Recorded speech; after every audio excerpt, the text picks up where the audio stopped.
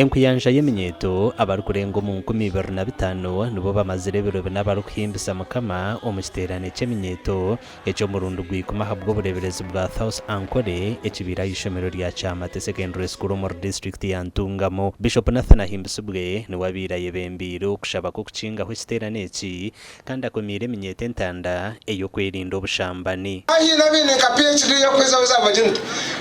iyo no teka muri yo kubanza wa yoringo nona runa cha ora rushanje rukaga kwate karamu wajipata kare tanko handike abichabo byamere nabo ni Ogu agambire eminyeto ngo abantu binji babazorira misho okubyama nabo dero bakitanye ensi yabo. Tingwija kubahereza abatakwija kubahereza mwemereze mukono yanyu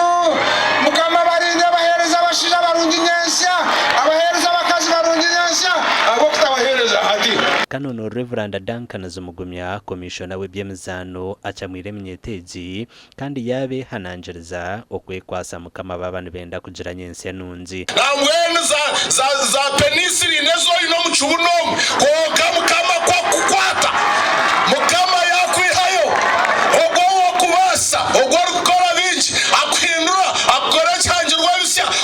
ekya ochemerome shoga abantu gira kushwera bareba good boy not a bad boy wazo mu offices ezempango na nebitongole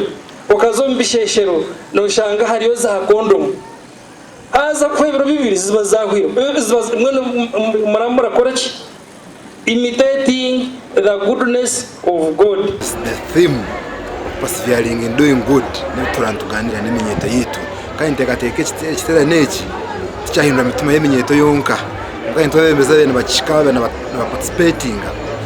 twayega ekibire kiresteerane cy'omurundu gw'ikumi eky'eminyeto mu bureberezi bwa South Ankole ahabwa TV West ndi Elias Sertugusa.